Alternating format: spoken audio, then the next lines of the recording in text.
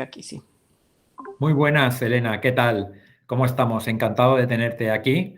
Es un placer para mí, con toda la trayectoria que tienes, que he podido leer, de lo que me has pasado, te he buscado, evidentemente, y sales en todas las publicaciones que hay en relación a la filosofía, y es para mí un placer tenerte en esta tertulia, que justo es la 10ª, con lo cual esto es un número redondo y yo creo que esto hay que aprovecharlo. Sí, Así sí. que muchas gracias por estar aquí con todos nosotros para compartir esta 10ª tertulia sobre educación. Muchas gracias por invitarme, Fernando. Estoy encantada. Y si es la 10ª, un número filosófico, estupendo. Sí, ahora nos explicarás el número este del 10, que yo creo que también yo le tengo mucho amor. Le tengo mucho amor porque soy, bueno, a nivel futbolístico soy muy de Maradona y sobre todo de Messi, y los grandes futbolistas siempre han llevado el número 10, y el 10 dicen que es la perfección. Ahora nos contarás Sí. tú también esta visión de filosofía. Si te parece, te presento y a partir de ahí empezamos la tertulia. Bueno, pues Elena Morilla es licenciada en filosofía. Es profesora de filosofía para niños durante más de 20 años en el Colegio Europeo de Madrid, presidenta durante 4 años del Centro de Filosofía para Niños, formadora de formadores, conferenciante, correctora de libros de texto de filosofía, y además ha colaborado en algunas publicaciones con José Antonio Marina sobre temas de valores sociales y cívicos para educación primaria. Además es coordinadora de un grupo de investigación que está trabajando el bienestar en aquellos alumnados que han recibido esa metodología o esa aplicación práctica de filosofía para niños en varias asignaturas. Así que me parece un currículum súper interesante para empezar. A mí me fascina un poco esto de las investigaciones científicas y relacionar la filosofía de niños, esto que tú estás aplicando durante más de 20 años, y qué relación directa tiene con la felicidad, porque yo es un concepto que desde que, dijéramos, lo evidenció científicamente Martin Seligman hace 20 años aproximadamente, pues siempre creo que es de máximo interés, y más para incorporar en el mundo de la educación. ¿Cómo han salido esos resultados? ¿Qué estáis haciendo a nivel investigador? Pues lo que estamos haciendo es que los profesores, bueno, ya lo sabemos, somos muy de decir cosas que hacemos en el aula, pero es importante que mostremos que lo hacemos de verdad. Es cierto que tenemos muy buenas intenciones, pero la investigación educativa es fundamental. Es fundamental que mostremos que conseguimos lo que decimos que hacemos. Y entonces, en la última investigación en la que estamos trabajando en el Colegio Europeo de Madrid, que es donde yo trabajo, y que llevamos haciendo filosofía para niños durante 20 años, pues la última la queremos dedicar precisamente a eso que decías tú. ¿De qué manera aplicar la metodología de filosofía para niños, sobre todo en clases de ciencias, aumenta el bienestar de los alumnos? ¿En clases de ciencias te refieres a STEM? Bueno, me refiero a clase de De matemáticas, a matemáticas, clase sí. de... O sea, hay algunos profesores en mi colegio que han recibido formación y entonces están dispuestos a aplicar esa metodología en sus clases. Entonces, hemos empezado este año con esas clases y lo que estamos es midiendo de qué manera cambia el bienestar de los alumnos en relación con una clase, digamos, tradicional, ¿no? Y hemos escogido 3 o 4 indicadores fáciles de medir, los hemos consensuado también con los alumnos. Uno es la participación, por ejemplo. Entonces, ¿de qué manera clases que son más participativas te hacen sentir mejor como alumno, ¿no? Entonces, les medimos a ellos, observamos nosotros también su nivel de participación y extraemos las conclusiones. Otra de los Indicadores. indicadores que medimos Sí. es el nivel de autocontrol. De qué manera en una clase de diálogo estás más autocontrolado y eso influye en tu bienestar. El tercero que medimos es la confianza, que es, vamos, no hace falta ni que yo lo diga, un alumno Claro. que se siente confiado tiene mayor bienestar y por tanto aprende mejor, que es Sí. la conclusión final. Y el otro es la metacognición, que es un Ah, valor que ahora por fin los profesores tenemos claro que es fundamental que nuestros alumnos sean autoagentes de su aprendizaje, ¿no? Entonces, ¿de qué manera en una sesión de diálogo eres más consciente de cómo aprendes? Y eso hace que te sientas mejor. Y bueno, de momento hemos empezado. No estáis acabando, no habéis obtenido Vamos a acabar en resultados. junio, estamos trabajando con la universidad, la UCL, que es la Universidad Central de Londres, ellos nos dirigen la investigación y presentaremos los resultados en junio. Y lo Claro, estáis haciendo, como imagino, con grupo experimental y grupo control. Unos que reciben la metodología filosofía para niños y otros que no lo reciben, ¿no? claro, claro. Además, el grupo control es casi dentro de los propios alumnos, pero en realidad las investigaciones educativas más interesantes ahora son cualitativas, no tanto cuantitativas. Entonces, Ah, vale. nosotros queríamos hacer una investigación cuantitativa llena de datos y los de la universidad que nos dirigen nos dijeron que no, grupos pequeños, focus group, es decir, trabajar con pocos alumnos y sobre todo a través de conversaciones con ellos para aclarar algunos datos que en los números, pues los números a secas dan una información demasiado técnica y demasiado poco útil para las clases.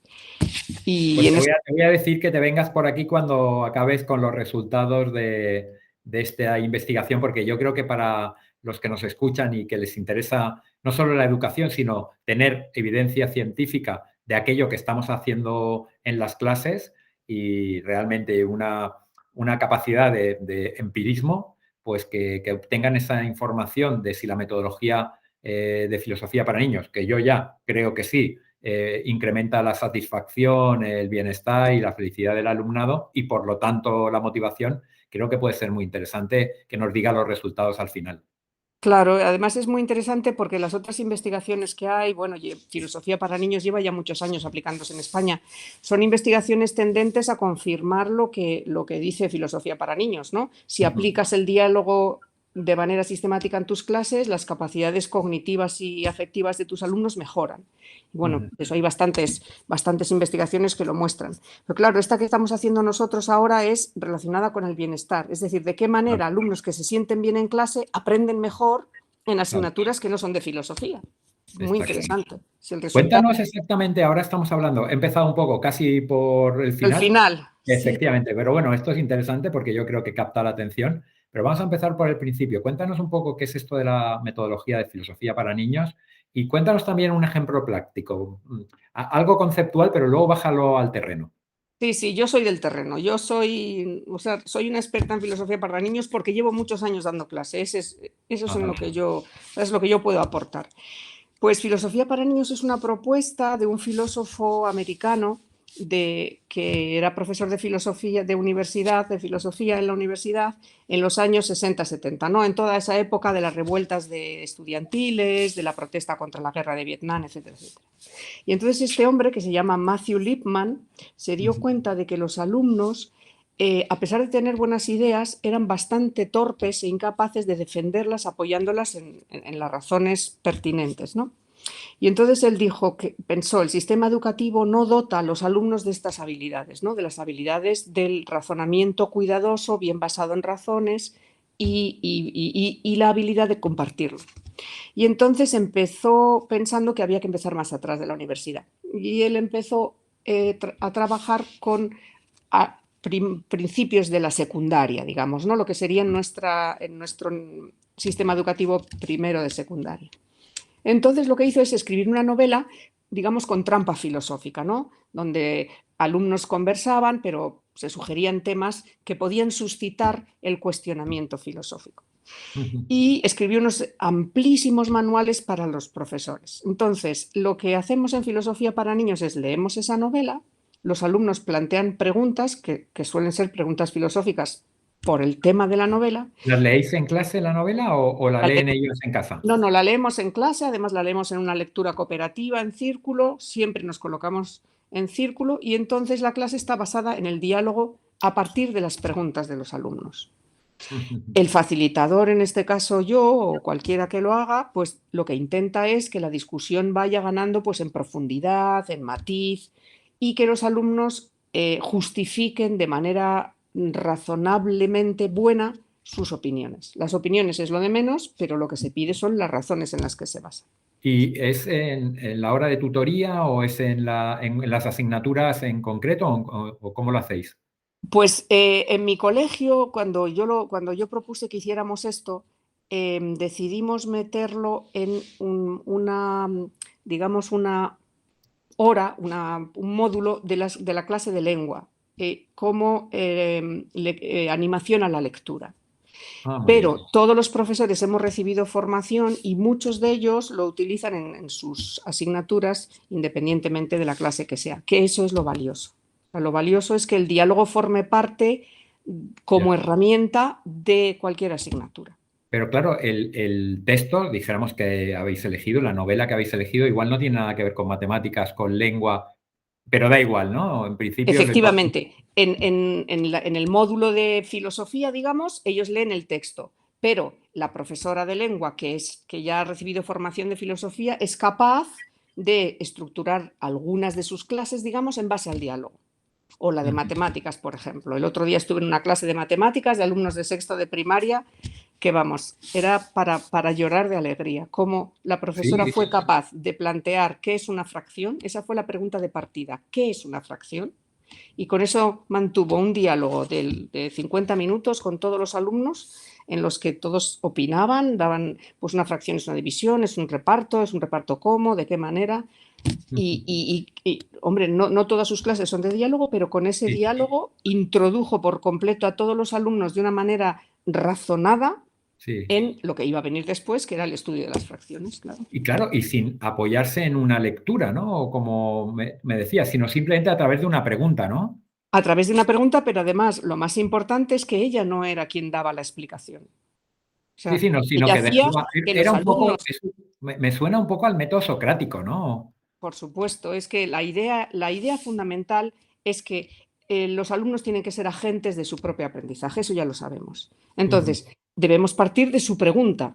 No vale que yo diga la pregunta ni que yo responda. La pregunta ujú, debe ser suya, lo que yo debo es ayudar a que ellos respondan en lo que llamamos nosotros una comunidad de investigación. ujú, ujú. Entonces, ¿el profesor qué debe hacer? Pues tirando de los hilos de sus intervenciones, conseguir llegar más o menos a tratar el tema que corresponda. En mi caso es un tema filosófico, eso no tiene misterio. Sí. Lo difícil es conseguir hacerlo en matemáticas o en química. Claro, y aquellos profesores que nos estén escuchando, yo estoy totalmente de acuerdo con la metodología de filosofía para niños. De hecho, mi formación es psicología, soy coach y el coaching normalmente trabaja mucho. Una de las fuentes principales es no solo la psicología, por supuesto, pero cualquier formación humanística. En este caso, cogemos mucho de la filosofía, sobre todo de la filosofía socrática. Pero claro, aquellos que estén viendo esta tertulia, ahora habrán dicho, igual les ha explotado la cabeza que se han pasado este ejemplo que tú nos estabas poniendo, el sexto de primaria, durante 50 minutos exclusivamente para trabajar las fracciones. Y habrán dicho, con la cantidad de carga curricular que tengo, ¿es posible, me puedo permitir 50 minutos trabajando exclusivamente las fracciones? ¿A qué les dirías a estos profesores? Bueno, la verdad es que les podría decir muchísimas cosas. La primera, que el aprendizaje, ya sabemos muchas cosas del aprendizaje, ¿no? Desde el aprendizaje significativo, que nos descubrió muchísimas cosas, hemos avanzado mucho.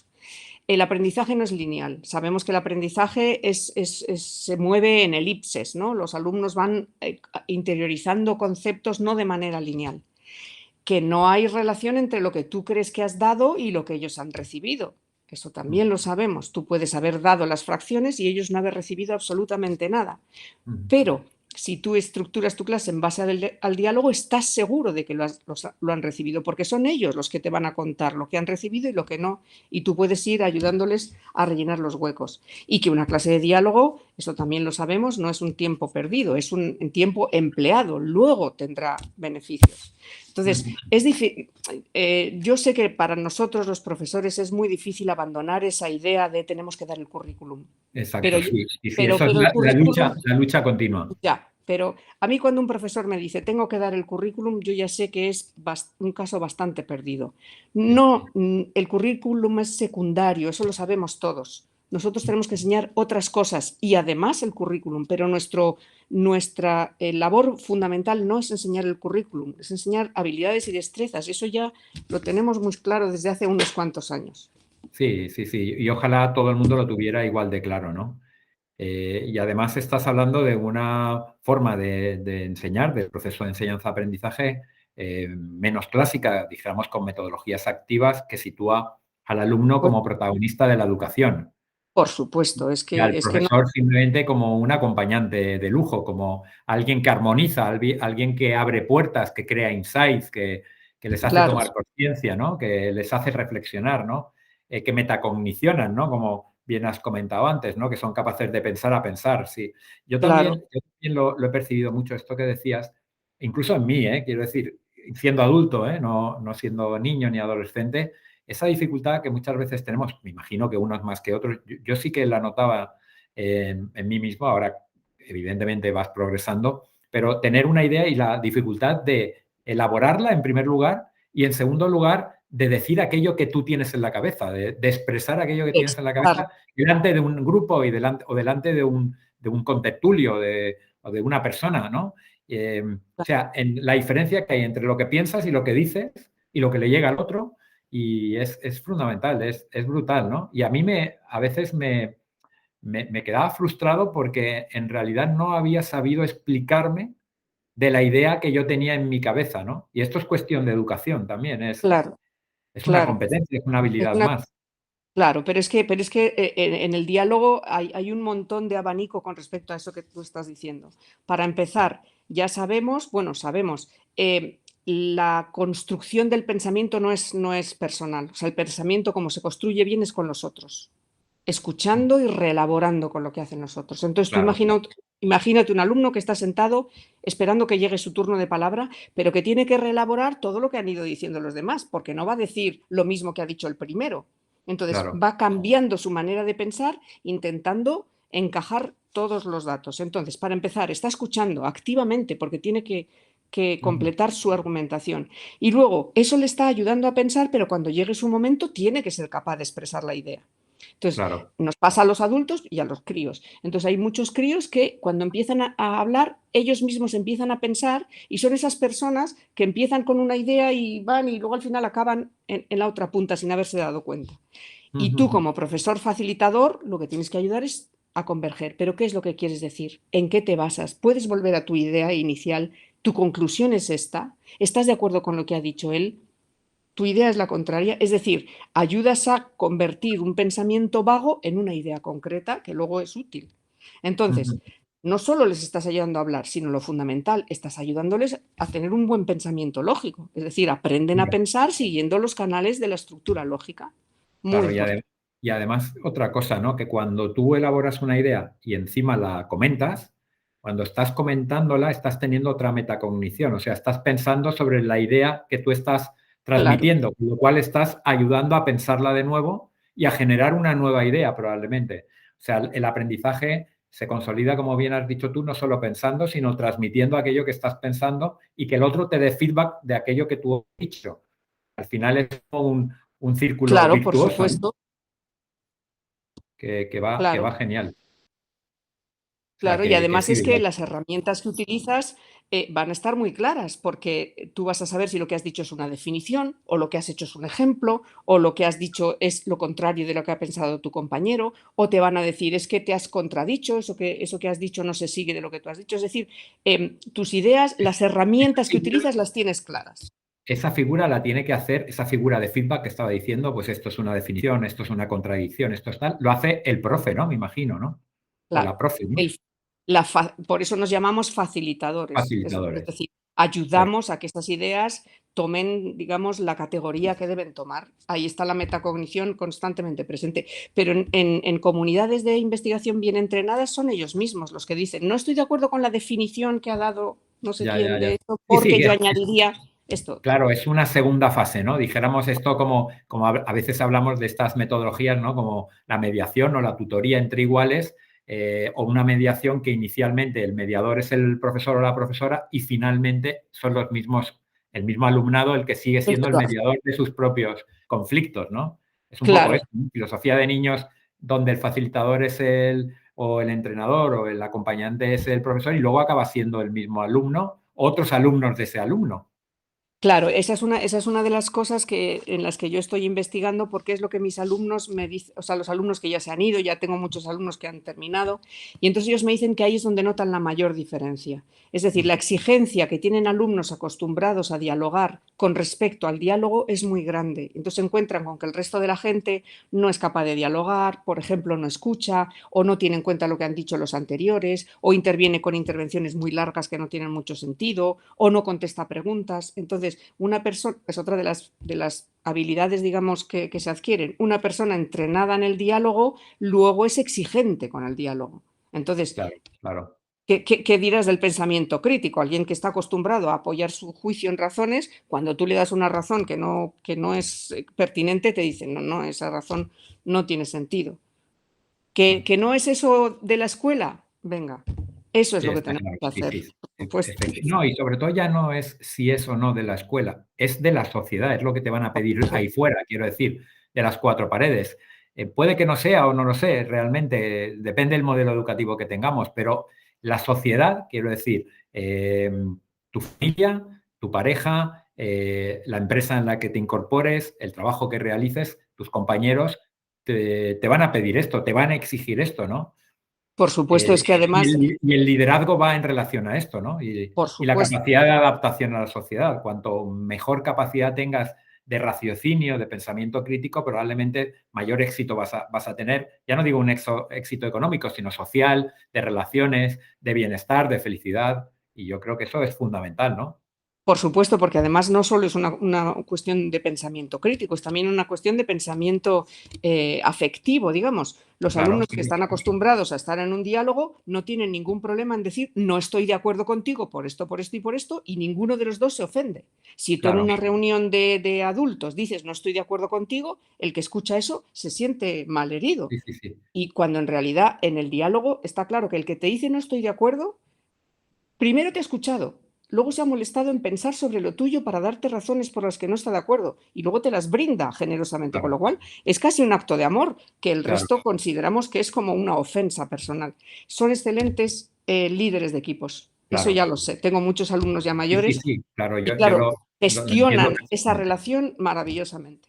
Claro, eso serían unos verdaderos mediadores, son Claro. capaces de, y tutores de iguales, de tutorandos determinados de alumnado, o sea, en ese, Muy, claro, muy buenos generadores de ideas, están claro, atentos enseguida, saben dónde ha surgido una idea y son capaces de tirar de ella. Sí, pensamiento creativo, pensamiento claro, transversal, claro. creatividad, innovación, No se sienten afectados emocionalmente, la idea la puede haber tenido cualquiera que la usamos entre claro, todos. gestionan muy bien las emociones, Claro, saben resolver conflictos que hoy en día, y sobre todo prevenirlos. son eh, conscientes de las suyas y de las de los demás. Efectivamente. Yo creo que deberías, en lugar de filosofía para niños, filosofía para políticos o para adultos, ¿no? Porque yo creo que necesitan mucho de lo que estás diciendo ahora, ¿no? Me viene a la mente lo que estoy viendo últimamente, bueno, desde hace ya mucho tiempo, y creo que deberías redirigir la mirada, aunque creo que a nivel educativo también es muy necesario, pero igual no estaría mal que entraras en otros sectores, ¿eh? Nos iría mucho mejor a todos. ¿Sabes lo que les digo yo a mis alumnos? Les digo, mira, vosotros ahora sois expertos en el diálogo, muy poca gente lo es, tenéis una obligación moral. Allá donde vayáis tenéis que Claro. conseguir que fructifique el diálogo. Y también les digo, veo a muchos políticos que si fueran mis alumnos les hubiera dado un tortazo. O un suspenso, que es No, peor no, pero todavía. suspenso por supuesto, pero hacen cosas que es que, vamos, en mi clase ni se les ocurre interrumpirse, hablar con falacias, no contestar a la pregunta y contestar a otra cosa, cosas que digo, vamos, vamos. Claro, Una- claro. Una cosa y impresionante. es que Y en la base de este programa de filosofía para niños está la educación democrática. Es decir, cuando claro, claro, tú, claro, los alumnos se acostumbran al diálogo, son alumnos más demócratas en claro, general, es decir, con una idea de la democracia mucho más profunda de la que, digamos, claro, tenemos ahora, ¿no? O sea, es sí, quizás la única manera de mejorar la democracia. efectivamente, sí, y el liderazgo de los países y a nivel internacional y de las empresas Claro. y la convivencia en las familias, o Y sea, que las es que implicaciones, las claro, implicaciones. los compromisos. Volviendo un poco al tema educativo, por no irnos al nivel político, que nos interesa, pero Volvamos, menos, volvamos. volvamos a la tertulia educativa. ¿Hay alguna edad desde la cual creo que, por lo que estábamos hablando, me has dicho que hay algunas compañeras que no han aplicado en sexto de primaria? En la conversación que hemos tenido previa, decías que tú principalmente trabajas en secundaria y en bachiller, ¿desde qué edad se puede aplicar este programa de filosofía para niños? Me imagino que en Mira, infantil no se podrá, ¿no? sí. Nosotros en nuestro colegio, que tiene desde infantil hasta bachillerato, lo aplicamos desde el principio hasta el final. ¿Y en Se infantil puede, cómo lo hacéis? ¿Con un niño de 3 años pues que no tiene nivel de conciencia? infantil, en lugar. Perdón, es que te oigo entrecortado y pensé que habías terminado, lo siento. No, Pues no, en no, perdona, infantil, a perdona. lo mejor, en lugar de leer ellos la novela, pues es un cuento cortito y lo lee la profesora. ¿Y qué os parece? ¿Qué os suscita? ¿De qué queréis hablar? ¿Qué preguntas son? No, fíjate que siempre pensamos que los críos son, digamos, poco aficionados o poco habilidosos con la filosofía.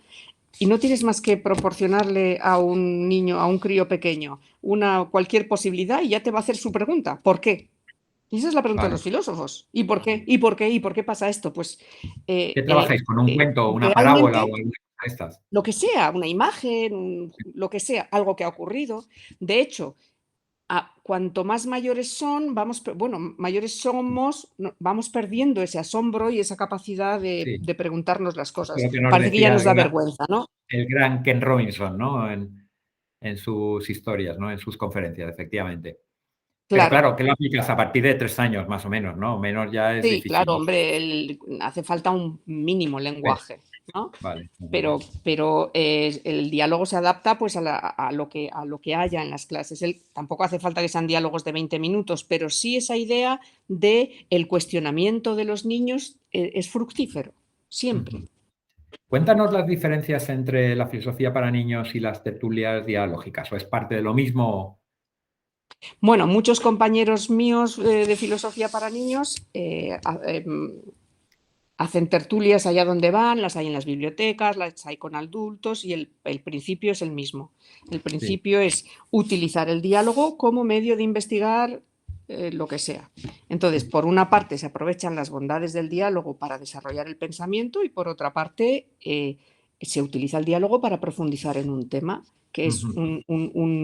es un método mucho más no solo interesante, sino productivo que una conferencia, por ejemplo. También puedes ir a una conferencia para aprender de algo o para leer un libro, pero el diálogo produce un desarrollo mucho más comprometido con tu propio pensamiento. O sea, no es que te lo cuenten, sino que eres tú el que te ves obligado a pensar. Y es, bueno, todos los que somos habladores lo sabemos, es muy gratificante que Efectivamente. alguien te ayude a mantener un diálogo serio, profundo sobre cualquier cosa. Entonces, ¿esto está muy relacionado con las ligas de debate que hay en los coles o hay diferencias? Hay diferencias porque, por definición, debate y diálogo son casi opuestos, diría yo. Ajá, En un diálogo cada uno defiende sus posiciones según le parece bien. En un debate hay dos posiciones y además es una especie de pelea, ¿no? Al final tiene que ganar alguien, o sea, hay vale. alguien que lo ha hecho mejor que el otro. Un diálogo no, un diálogo es igualitario. Por eso O en la sea, que clase os alejáis del debate, ¿no? No, quiero decir, tú no participas, no organizas las ligas de debate en tu cole ni no. haces que... Vale, vale. No. Lo que pasa es que, claro, en mi cole hay liga de debate porque los alumnos acostumbrados al diálogo son muy brillantes en el Claro, debate. claro, Claro. claro. Pero o sea, son dos propuestas diferentes, pero sobre todo es que el diálogo es una propuesta educativa global, ¿no? O sea, Ujú, no es solo para algunas cosas, sino que es una transformación del aula en otra cosa. ujú, ujú. Entonces nosotros transformamos el aula en círculo, ya no es el profesor el que es la fuente de información, el cuestionamiento es la definición de la clase, partimos del cuestionamiento de los alumnos y con eso O sea, que el corres. profesor se sitúa en una silla más del círculo, ¿no? Es uno más del círculo. Exactamente. En uno más del círculo. Todos nos vemos las caras, no hay nadie mirando la pizarra. Y, Perfecto. y claro, ahí las interrelaciones no son, porque muchos profesores me dicen, no, yo dialogo con los alumnos, pero el diálogo es profesor-alumno, Claro, profesor-alumno. sí, sí, es No, vertical, el no es diálogo es horizontal. alumno-alumno. Claro. Cuéntanos para acabar, porque nos estamos quedando sin tiempo y yo estaría media hora más. Yo Cuéntanos también. algo práctico así que pueda iluminar a los que nos estén oyendo de una aplicación práctica real que hayas tenido. No hace falta que sea de este curso o del anterior, sino algo que te haya quedado en la memoria, como esto que has hecho con sexto de primaria de la fracción, en el aula de algún proyecto que hayáis hecho, algo que podáis comentar práctico real para que en cualquier nivel académico, me da igual que sea en secundaria, que bachiller, como en primaria, me da igual, pero algo que pueda quedar como colofón a esta tertulia. Vale, pues si quieres te cuento que mis alumnos de primero de bachillerato, que es una asignatura curricular, entonces yo soy profesora de filosofía curricular, ¿no? De las que cuentan, Sí. digamos. Pues yo, claro, sigo haciendo lo mismo y en el último trimestre lo que hacemos es escribir una utopía. Entonces, mantenemos diálogos constantes en clase sobre lo que a ellos les parezca, ¿no? Yo digo, tenéis que pensar en un mundo ideal y venir aquí y preguntarnos, ¿no? ¿Cómo sería el sistema ideal de gobierno? ¿Cómo sería el dinero? Y el diálogo es estupendo, o sea, que quiero decir, los alumnos son capaces de dialogar a fondo sobre las implicaciones sociales que tendría cualquier cosa que a ellos se les pueda ocurrir. Es decir, Ujú. eso les baja un poquito los pies a la tierra, ¿no? Porque dicen, haríamos un mundo sin dinero. Sí. Y entonces el diálogo, claro, el compañero enfrente te dice, ya, vale, ¿y entonces qué? ¿Cómo funcionaría la economía? Pues funcionaría así y así. Y lo que os puedo contar es que, claro, lo recuerdan. O sea, ellos se han visto obligados a escribir esa utopía y luego vienen y dicen, me acuerdo el libro que escribí. Claro. Por lo Eso menos sí, una vez en la vida han tenido un pensamiento, por lo menos un pensamiento de mejorar el mundo. Luego veremos si lo hacen o no, pero se han visto sí, pero bueno, obligados. al menos ya eso que lo hacéis en la asignatura de filosofía, Sí, en la asignatura de filosofía, de pero primero de solo lo bachiller. hacen los de letras, no lo hacen los de ciencias. O, Eh, digamos que les caen cosas, ¿no? Porque, claro, los alumnos que plantean cuestiones filosóficas difíciles de resolver, científicas, ¿no? Por sí, ejemplo, ¿qué pasa con la ciencia? Hay que ponerle límites a la ciencia, debe investigar lo que quiera, no lo que quiera. Pues van luego a los profesores de ciencias a ver, a a, ver, a- a ver qué es lo que pasa, qué es de lo que se trata, ¿no? O sea, o realmente sea si el que diálogo van funciona. o sea, os retroalimentáis los unos con los otros, ¿no? Los de la parte más de letras con las de ciencias, etcétera, ¿no? Es que eso es lo que tiene que ser. O sea, que la enseñanza sean estas cajas separadas. Sí, sí, sí. A mí también me parece que eso es genial y necesario también, sí. Claro que sí. Pues, Elena, yo, mira, se me ha pasado volando. A mí Hace nada también era, tendríamos para hablar mucho más. efectivamente, podríamos estar media hora más o incluso algunas horas más hablando, pero me ha encantado tu intervención. No sé si quisieras acabar con alguna reflexión más. Bueno, no, yo solamente que es, o sea, los profesores somos innovadores digamos, por naturaleza, no, por preparación, ¿no? Y entonces que a veces nos da miedo el diálogo, sobre todo por pensar, no voy a ser capaz. Pero en Ajá. realidad los alumnos son filósofos natos, entonces a poco que hagamos, cualquier profesor es capaz de gestionar un diálogo muy razonable y muy fructífero.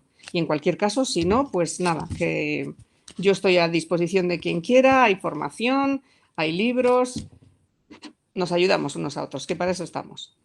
Pues oye, yo creo que con esta última reflexión de generosidad, de ayuda, ¿no? Y de empatía y de formación y de conocer una nueva filosofía, una nueva metodología didáctica, yo creo que vamos a despedirte con un fuerte aplauso porque nos has abierto una nueva mirada hacia la educación que conecta con las emociones, que conecta con los valores, que conecta con la forma diferente de pensamiento, con la aceptación del otro, la tolerancia, yo creo que cosas necesarias en la sociedad hoy en día. Así que gracias por estar aquí, Elena, y te espero, ya sabes, cuando acabes la investigación para que nos des esos resultados. Estupendo, cuenta con ello, aquí estaremos. Muchísimas gracias por llamarme. Vale. Gracias por todo, Elena, ¿eh? Adiós. Adiós, hasta luego.